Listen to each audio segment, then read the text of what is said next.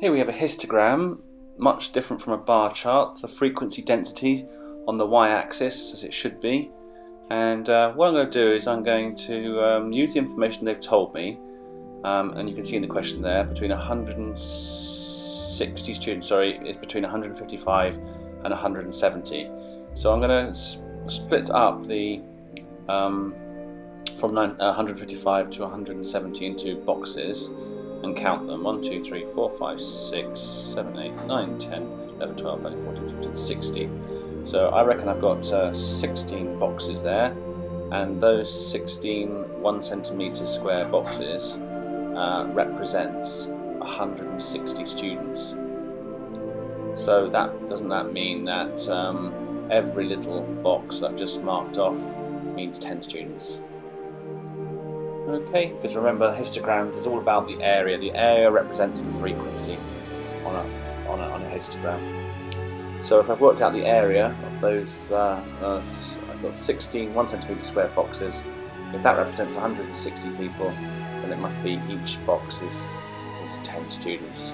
So this one here, this is going to cut up nicely, isn't it, into 9 boxes and 90 students.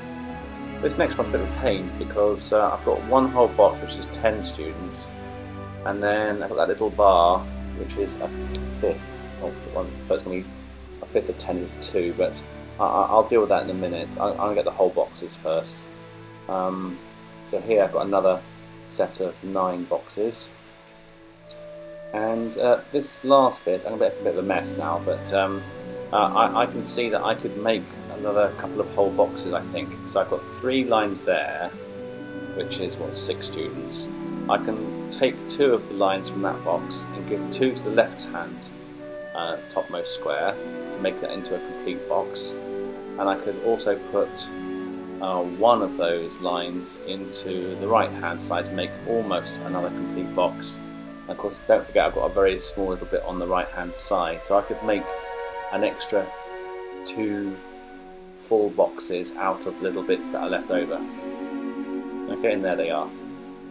So that looks to me like another 20 students, and I've taken care of that far right now.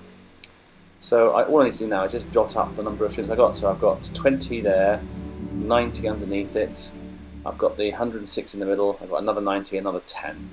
So let's just write those down, and I will just go through them with you just to show you where I've got these numbers from. So 90 is the 9 boxes on the left hand side, 20 is the bits and pieces that I've made up into whole boxes, the 106 was what we started the question with, and 90 was on the right hand side, the full boxes, and then I had another little 10 on the far right. Okay, so you can see where I've got my numbers from. So it's just a question now of adding these numbers up and making sure I haven't forgotten anything. I don't think I have. Yeah, I've got that 90, there it is, got that last 10, there it is. Good. Okay, so just going to get my calculator out. I could do it in my head, but I'm going to just make sure I got it right. So here we go. 90 plus 20, and then 160, another 90, and another 10. That means there's 370 students represented on this histogram. Okay, and that's my answer. Right, so okay, it looks like we've done quite well. But do pause and have a read. I think these are very valuable, finding out the kinds of mistakes that students make. It's really useful, so you don't do it yourself. Maybe you did make a mistake when you were doing this question. Right, and let's look at the mark scheme as well. Yes, it's 370 students, and they're M marks. So you're going to have to get that A mark. That you're going to have to show your method. Must show your method.